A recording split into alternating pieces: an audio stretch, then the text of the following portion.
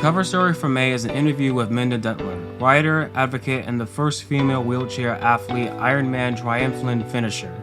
Also included in this annual mobility-themed issue are topics ranging from equine therapy to public transportation.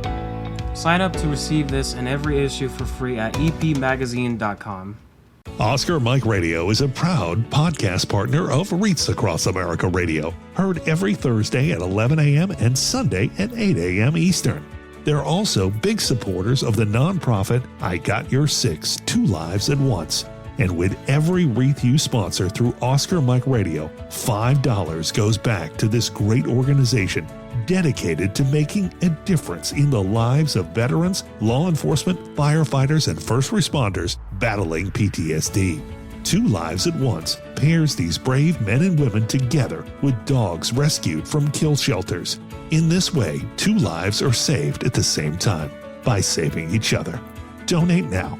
Go to reachacrossamerica.org/Oscar Mike Radio to help.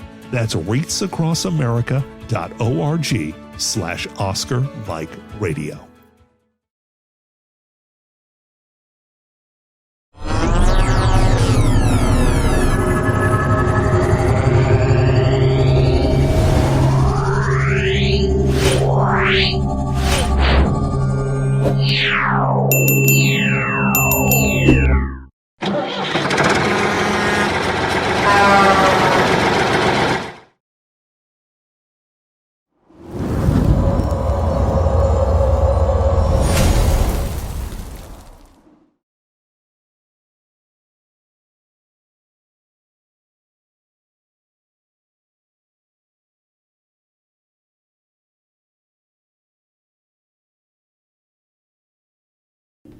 Suicide is preventable, and each of us has a role to play in suicide prevention.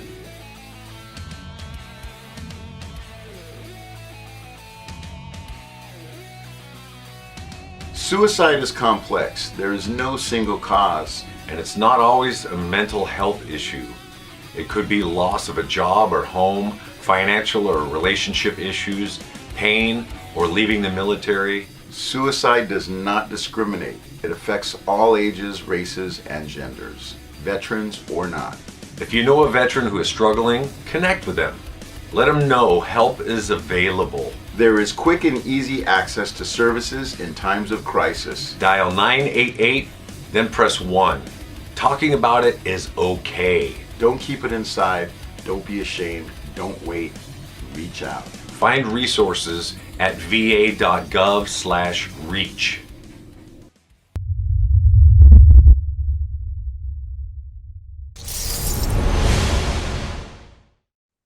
Hello and welcome again to Oscar Mike Radio. My name is Travis. I'm a Marine Corps veteran and your host. Oscar Mike Radio is part of the Hubazoo Network. You can find out more on hubazoo.com. I want to thank my sponsors, Joyce Asack of Asack Real Estate, Army National Guard veteran Mark Holmes, Reapers Detailing and Power Washing, and my supporters, Cason Shaving Company, Exceptional Parent Magazine, and Black Cat Designs. And it's May, it's getting ready to be the official start of summer. Memorial Day is coming up, and I have a special guest for you right now. Army veteran, West Point graduate, and now works for Stonebridge Financial Group. Brian McCarver has some special things going on. I'm pleased to talk with him and his assistant, Morgan Emery. Ladies and gentlemen, welcome to Oscar Mike Radio. Thank you. Thank you for having us. We really appreciate this opportunity to chat with you. Absolutely, absolutely. Reached out and I'm like, this is great. Learned a bit about the company and then about your career, sir, and what you did and you know how all that works. I've talked to a couple West Point graduates on here. I met a couple in my Marine Corps time, so it's always a pleasure and honor. And you know, I can't wait to get started. Yeah. So let's start at the beginning. You go to West Point in the early '90s. What was that like? Yeah, it was an interesting transition in life. I'll say it that way. My family had spent some time serving in the military. In fact, I had some family members who were in the military, but also who had attended West Point. So you think you're prepared, but you really weren't prepared. And I guess same goes for anybody moving from civilian life into military service. You could have somebody explain what boot camp is like, but until you're there at 4 o'clock in the morning, it's a different experience. So, but no, it's definitely a period of my life that I look back on fondly.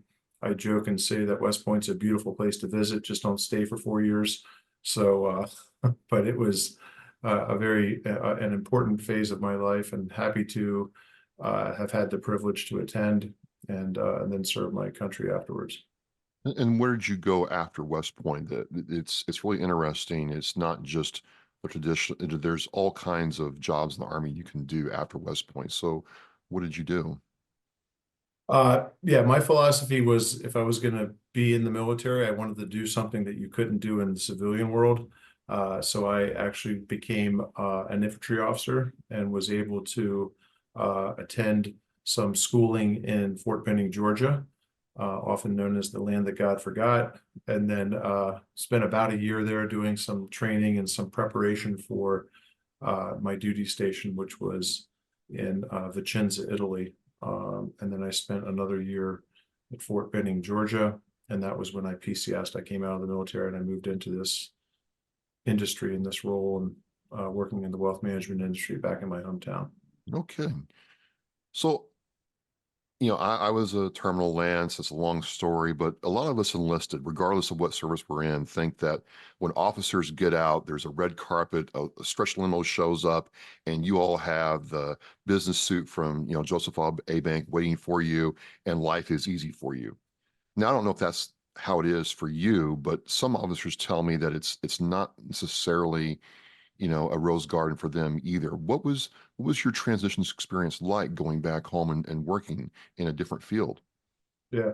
Any transition is going to be stressful to some extent. Mine was capped by I had a child the year before, so we were transitioning, not just me and my wife and my 2 dogs, but a young family member as well.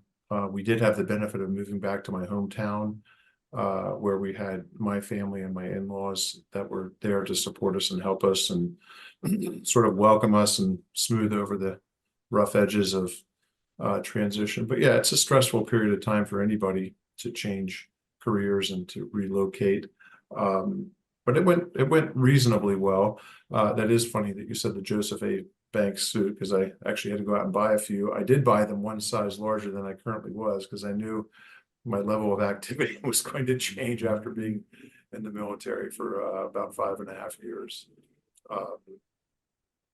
So wait a minute, sir. You go from, learning, telling other soldiers where to shoot, where the enemy is, and, not getting lost, tongue in cheek, to going into wealth management, which kind of like me, it's kind of funny how our paths are similar.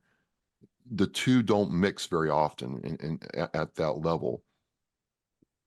I have to ask, what led you to go into wealth management as a career choice after your transition out?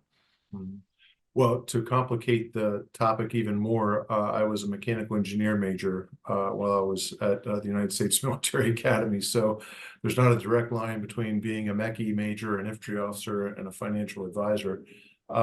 But there are some similarities. I mean, Sure. it's all problem solving. It's all dealing with people. And my initial days in the wealth management industry were not in a team format, but now we have 25 people in our company, and leading people is the same no matter what uniform or color hat you put on. So it all sort of wove together. What this industry, first of all, I was interested in the capital markets and financial planning in general, but what this industry did was do the opposite of what the military did, which took my wife and my family away from my hometown. This industry was an industry, if you enter it and you succeed in it, you're going to establish some pretty deep roots to a locality. This locality was important to me for my raising my kids and my family in this hometown. So it was a professional interest, but it was also a family-oriented decision to move back to this area and start in this industry. And I did have some opportunities, or I made some connections to some of the transition companies, and I don't remember the exact names of them, but there were some transition companies that helped junior company grade officers transition into industry, manufacturing industry, specifically, but other Fortune 500 companies. And that was an option, but to me, that was just changing which uniform I had on. If I had to work for a major Fortune 500 company, I wasn't going to be in one location very long. And that was important to my wife and myself to raise our kids and our family back in the hometown with grandparents and all that. You've been in the wealth management industry for a while, and it's changed just as much as the military has changed. I work for, in the financial industry myself. So as it's changed, how have you changed to adapt to different regulations, different things like AI and machine learning, making trades and processing things, and automation? I mean, I'm just curious here. Yes, it has changed. It's changed significantly. Everything from the way you trade, the way you offer products and services, and I think it's changed for the better. Yeah. But the changes that have happened in the past, I'd say 25 or so years since I've been in the industry, have been significant compared to the past, 100 years of change in the markets and the capital markets and the way investors access them. It is an institutionally driven world today, as opposed to 75 years ago. It was individuals buying 100 shares of IBM or whatever stock they wanted to buy. But I do think in totality, the changes benefit the end user, which is the investor. Certainly, we help families make decisions about financial topics. Some people do it on their own, but the collective nature of these changes has improved the investor experience. That's not a perfect outcome, but I do believe in general the efficiencies achieved by technology. I don't know where AI is going to take this industry. I don't know where AI is going to take our country. But at the same time, if used properly and ethically, I do believe it's going to improve how even we can operate our business and how we can deliver quality advice to our clients. Now, maybe I got a little ahead of myself, but have you worked for Stonebridge for the majority of your time after the military? I did transition and I worked for a major wirehouse, and then made one career change to a different wirehouse to join a team. And then I've effectively been on that team ever since October of 2000. So while my name and the name on my business card changed from company ABC to XYZ, I more or less sat in the same desk. I dealt with the same clients since 2020. My longtime business partner, John Freeman, joined the team in January of 2002, and we've been like brothers ever since, working together, trying to achieve the same goal, which is a successful, thriving, growing financial advisory firm. So it's not quite exactly Stonebridge, but for 24 years now, it's been 23 and a half years. It's been the same people and the same clients. Yes. And you're not in the New York, Boston corridor. You're further south, correct? Correct. We operate two offices, one in South Central Pennsylvania in Harrisburg ish area. We're right across the river from Harrisburg, and then we have another branch in Lancaster, looking to grow in cardinal directions as things continue to improve and we attract really strong talent. But yeah, it's sort of a nice sized firm, but my guess is it's going to get continue to grow and get bigger over time. I have the great fortune of being the oldest person here. I'm about ready to turn 55, so I have I guess that's a good fortune. Although I bemoaned to Morgan climbing up the stairs this morning. I told her not to get old because your body hurts every time you have to walk up the stairs. It's not right, sir. It's not the years, it's the miles. Yes, that's true. It is the miles, sir. Absolutely. Yeah. But I have been fortunate to find a great business partner in John Freeman, and the other directors in the office are exceptional contributors to the team and the team's success. And we keep hiring really strong talent that I think will easily push this business to, 2 and 3, 4 times the size of this in the next decade or two. So you served the military, you got out and you went through that transition period and found your home, in the vernacular, and then you get settled in and you establish yourself. When did giving back and advocacy become a focal point in your, personal professional life, Brian? yeah, I admittedly, it took much longer than it should have. I mean, internally, I struggled with my transition occurred several years before the global war on terror started in 2001. By 2001, I was, knee deep in what I was doing. But my peers, from my classmates to people I knew regionally, were serving and deploying, and they weren't deploying for brief periods of time. They were deploying for, 6, 12, 15 months at a time. They were coming back wounded. So to me, it was something I knew I had to do something for the veteran community, but also in totality, our practice has a mindset that we need to give back to the community that is providing us the resources to succeed and grow in our business. We may not be directly giving back to the clients that are ours, but we give back to the community that is supporting the financial success of all of our clients. So it's an important part of our team's mission, actually, but also that's sort of the origin of it, was knowing that when I was working in the capital markets and the private wealth industry, which, I've benefited tremendously from the freedoms and the liberties and everything this country has offered. I did serve. I didn't serve in combat. I didn't serve for extended tours of duty. So I knew it was incumbent upon me to do something with those who had.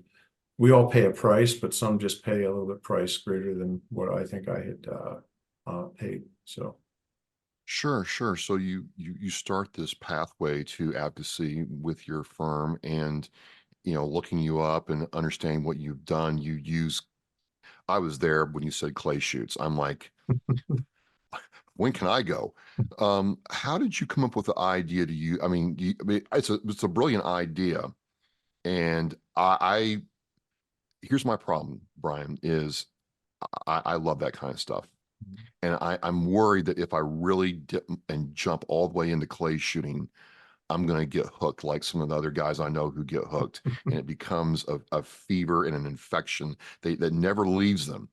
Like, they plan their family outings around getting to the range, right? So I'm scared of it in that regard. But where did that idea come from? Because to me, what's better than a clay shoot on a Saturday afternoon? Yeah.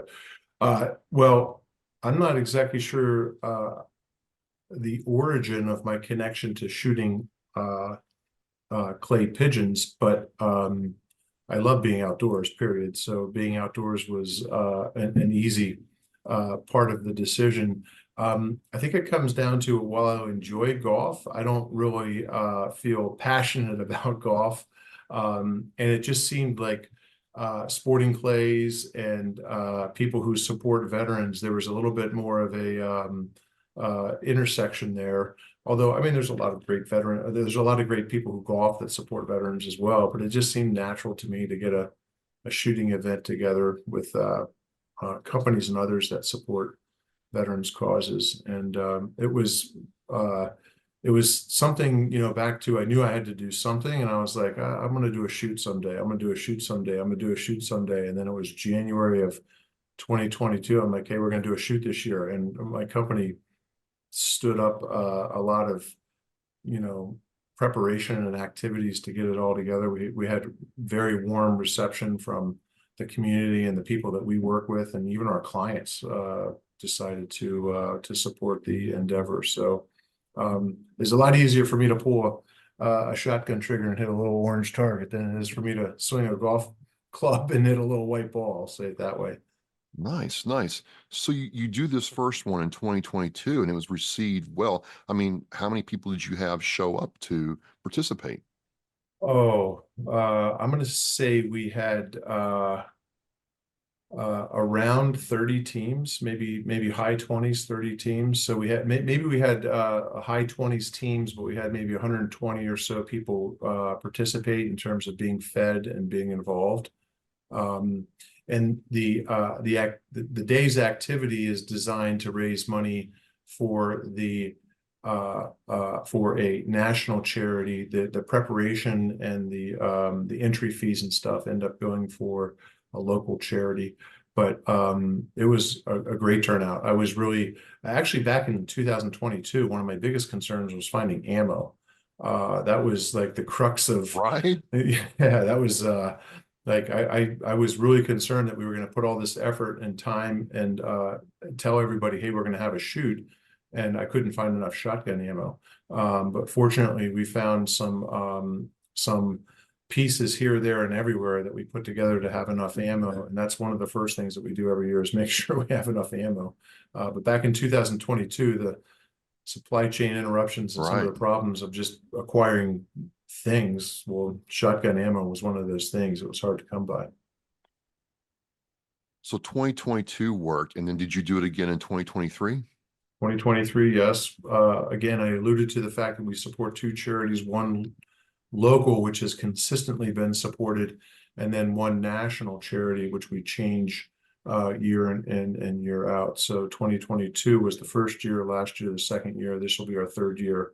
I've put a little bit of a flag in the ground and say we're going to do this for at least 10 years. I don't know if it will continue on, but that puts me doing this for this one and 7 more. So we'll see how well this continues to grow and be welcome.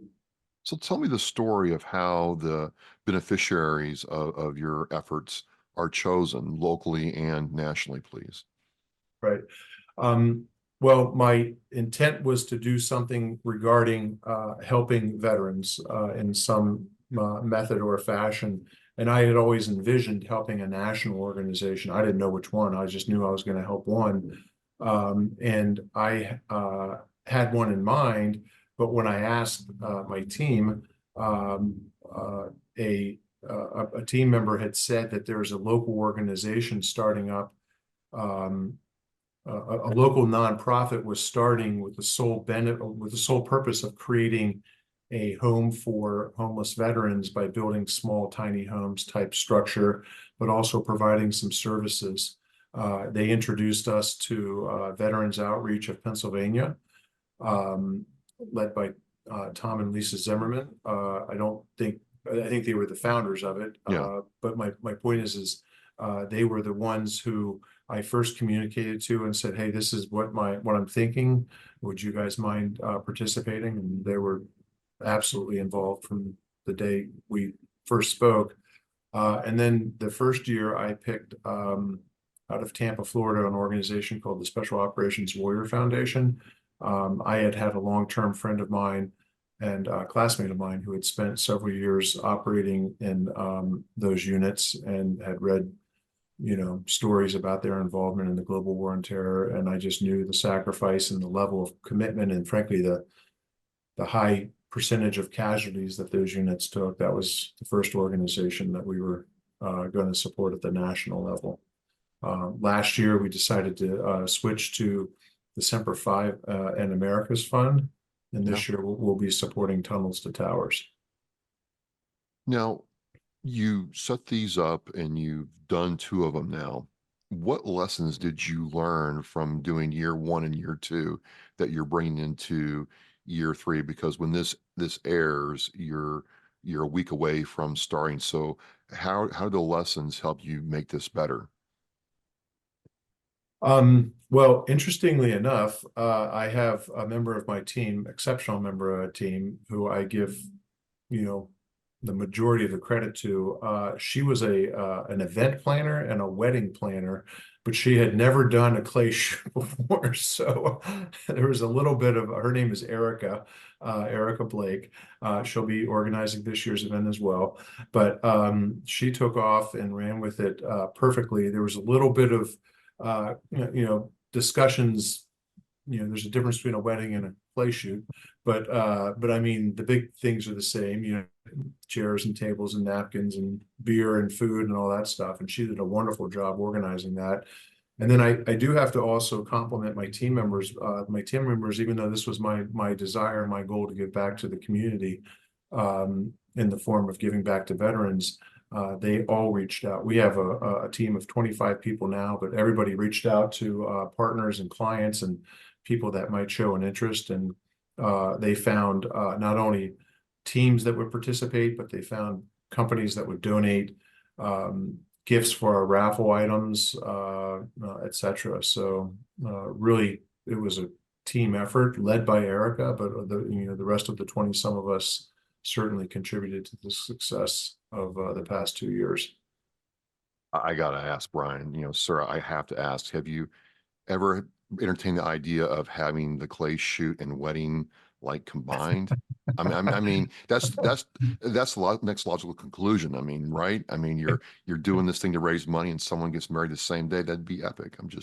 That would be epic. I'm not sure I'd get any bride to join in that idea. Maybe, but yeah. No, well, if I do, I'll come back on and I'll tell you about how we've combined the two efforts in one. Fantastic. At the end of the day, though, your military experience and then setting roots in the community and getting involved professionally in community allows you to advocate in this way. How important it is to understand that no matter what you do from a leadership position, it's still about the people around you that make you successful. I think sometimes, all of us in the military kind of lose that. Unquestionably, that is the truth, especially in corporate America. I think that relationships absolutely matter. Some of my deepest friendships come from the time I spent at West Point and also in the military. But relationships matter in the business world, and I think that the success of this business, this attempt to raise funds for veterans organization, has everything to do with the relationships that we've connected with other people and their willingness to trust us and have confidence in us and then support our ideas. I'm not saying that doesn't exist in the military. I'm just telling you it really, really exists in corporate America. As a result of that, people who entrust us to do our day-to-day job, it's all about the relationship. I mean, I think we're good at what we do. I think we're very good at what we do, but it's not the driving factor. I think it's all about the relationship and the trust and the confidence and the integrity that we have run our company for 20 some years. And then same with giving back to the community. When I recognize that the people who we serve, who are my clients, who have frankly helped me pay my mortgage for 20 years, sent my kids to college, paid our bills, fed us for lunch every single day. When it's those people who we're, grateful for in terms of what they've done for our business, they're just part of the same community that we're turning around and helping in some way or fashion. And while it's important to me to give back to the veteran community, everybody in our office, when we hire them, we basically challenge them with, we do give back to the community, whatever that may be. We want you to focus and drive some effort towards giving back to members of the community that you think deserve, some assistance or help or whatever. I personally have veterans as my top desire to give back to. I am drawn to outdoor endeavors, so I call it conservation, not so much environmental, but conservation activities. I love to fish and hunt and be outdoors and do anything. I bike, outdoor stuff. And then last is underserved or underprivileged children, to me, are an important part of what I want to help give back to, because recognizing the opportunities that were provided to me as growing up in a stable family in a very stable environment, having the opportunity to go to school and be fed and go to college and come back after serving the country and build a very successful business. I know that path isn't as, I'm not saying my path was easy, but it's a lot more complicated and a lot more difficult for certain members of our society. So that's another choice of mine to give back to underprivileged or underserved children. So thinking about what Stonebridge does from a philanthropic standpoint, what's your view? I don't want to assume, but I would assume to say that, you know, if you're this involved with giving back to veterans in the community, is Stonebridge, you know, open and welcoming to hiring veterans if they meet, you know, the qualifications on a job rec? Yes, absolutely, unquestionably. I would be in a heartbeat willing to hire a veteran. There's a lot of veterans in our community, but I'm not going to say absolutely, but there's a lot of retired veterans in our community because there's a connection to a military facility to the west, the Carlisle Barracks, the Carlisle War College. Tends to have people more senior that go through there that end up coming back or staying in the community after the fact. But and it's not absolute. Some of those people don't look for second careers. Maybe they do. But my point is I unquestionably hire people coming out of the military. I think the military does a very good job of trying, or not trying. They teach you to understand the big picture. Unquestionably, you have to understand the big picture, whether you're a brand new private or you're a colonel in charge of a brigade or a regiment or whatever. But the idea is that you're part of a team, and knowing that you know, this is just a team here. We collectively work together to succeed as a business for the benefit of our clients. It's the same mentality. So a lot of individuals come to me and say, you know, I didn't work, you know, I didn't work in a corporate environment before I went in the military. I didn't work in finance or anything to do with that in the military or college even, but I'm thinking about trying to apply for a job at a financial services firm. But I'm apprehensive. I mean, I think I can do the job. I'm not sure if I'm going to get a fair shake or be able to function once I get there. And irrespective of, you know, Stonebridge or the company I work for, what would you tell a veteran who's, you know, he has the workday up, he's getting ready to fill out the application, or she's getting ready to go in for that first interview? What would be some advice you could give to that person who's trying to, you know, put on a good show and, you know, put their best foot forward for a potential career change? I am convinced that the military prepares you for a lot of job choices and a lot of options. You don't have to be an expert in something. You just have to be able to get up with a disciplined mindset and know that you got to get your work done today, and you got to work and contribute to a team, and you got to ask other people for advice. If you don't know something, you got to go to a team member. All these intangibles you're taught in the military. So you can be taught to do what we do. In fact, we hire a lot of people outside the industry, and we spend a good 2 years teaching them how to be good financial advisors. So I am certain the military prepares you for working in most or almost any industry, just because of the collective nature by which you guys, by which any service member tries to achieve, you know, the mission accomplishment for whatever unit you're in, whether you're a sailor or a Marine or an airman or a soldier.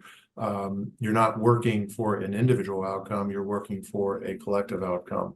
So the discipline and just getting up and getting it done is that's how I hire people for that, period. Nice, nice. So let's go back to the clay shoot event. You've done the event. People have come. People have done, you know, shot the clay pigeons. Had a lot of fun doing it. And now it's the end of the day, and you're picking up shell casings. You're cleaning up the trash. You're all the stuff that people don't see. From a personal perspective, what's going through your mind when you realize all these people came together to support what you and, on a wider perspective, Stonebridge Financial has done for the community? You know, what's going through your mind, Brian? I would tell you it was humbling to receive the support of the people in my office, but also of the business connections that we had to come out and really help me give back to the community. It's not so much me as, I mean, everybody gave it back, but it was my idea. So to run this event, and it's been warmly received. It's very uplifting to know that other people, it's not an uncommon theme for people to support our veterans. They just don't know necessarily how to get it done or how to do it. Hiring a veteran is absolutely, that's a simple, easy one to do. But giving back to veterans, in the case of these two organizations that we're supporting this year, VOPA, Veterans Outreach, is building, as I said, some tiny homes and a service building to help the homeless veterans. Tunnels to Towers actually bought the adjacent land, and they're going to be building something very similar, structures to house homeless veterans that can avail themselves of the services, et cetera, that VOPA offers. So to give back to, like I said before, I grew up in a stable lifestyle or a stable family. I availed myself of the opportunities of attending one of our country's military academies for free. I served in the military. I left healthy. I came back. I took advantage of what was available to really, I'm not going to say every American, maybe not in equal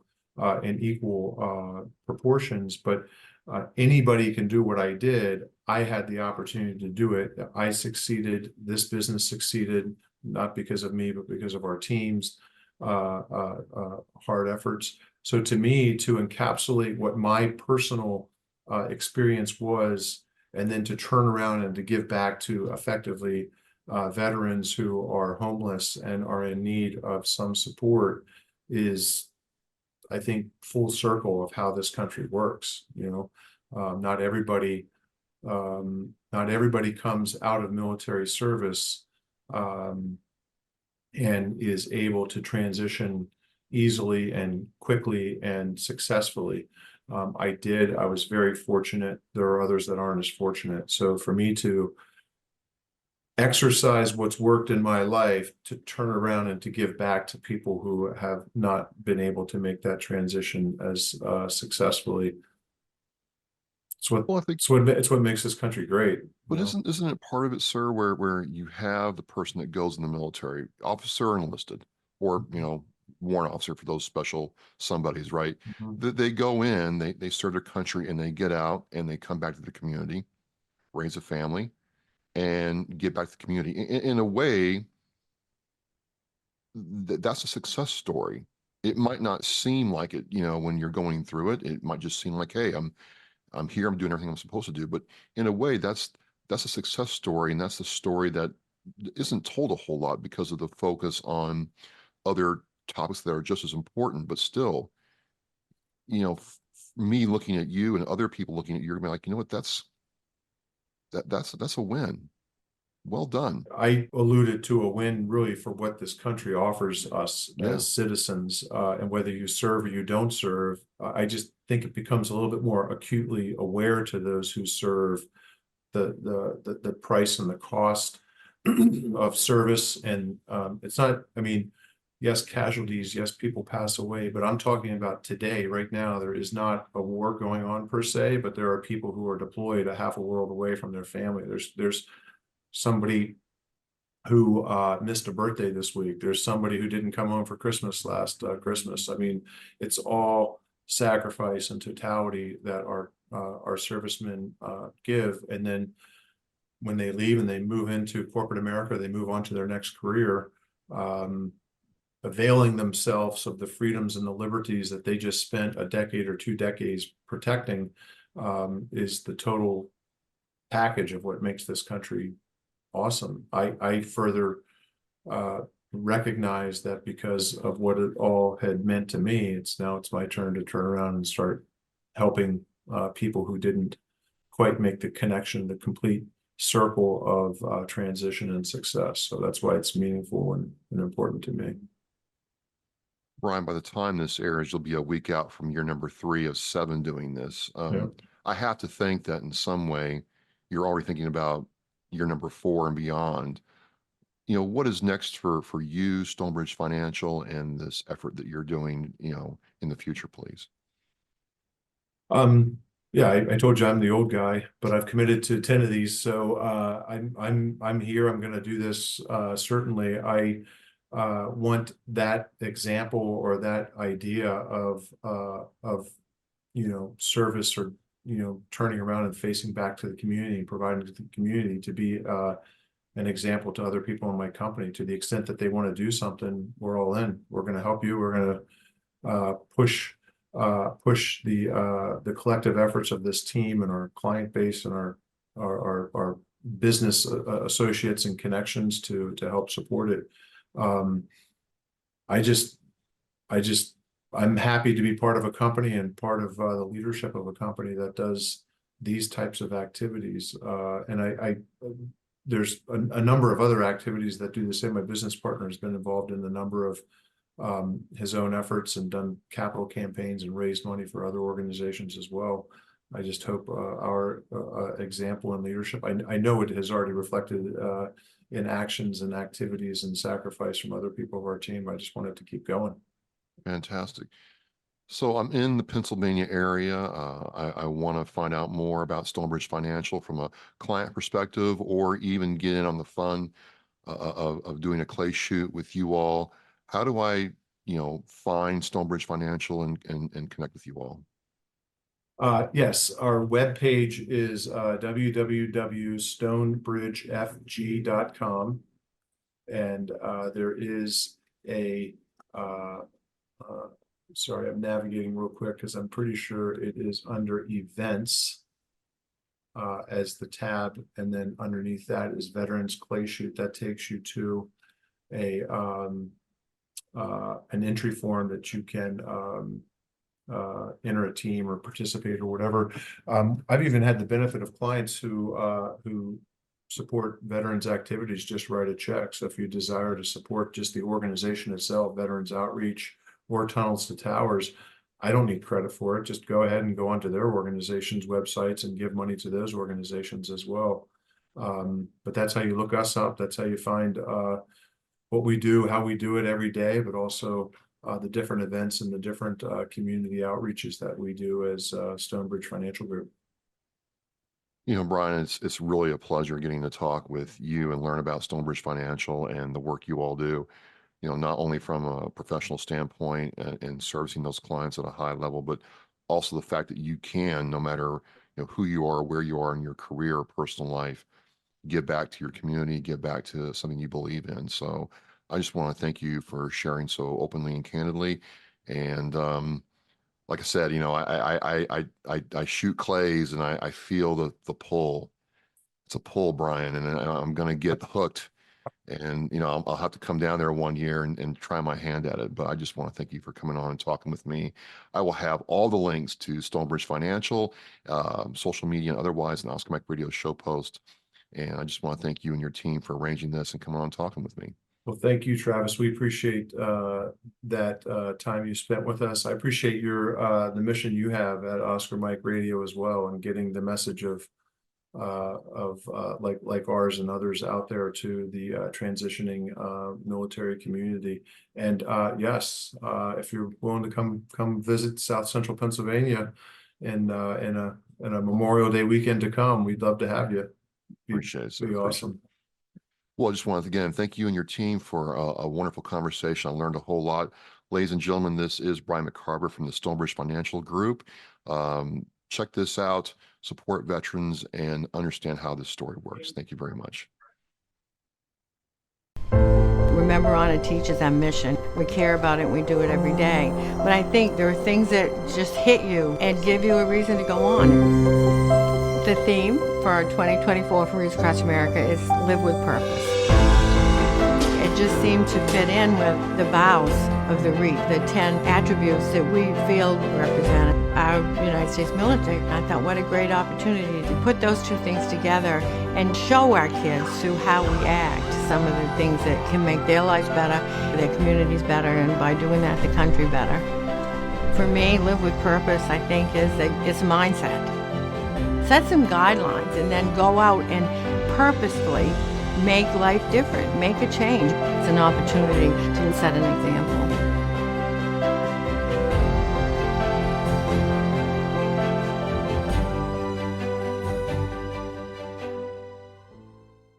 Thank you for listening and watching Oscar Mike Radio, where our active duty service members and veterans are in action and the mission is in flight. Oscar Mike Radio is an oversized load Co-Sinista One production. If you are a veteran or know a veteran who needs help, please dial 988 and press 1 for the Veterans Crisis Line.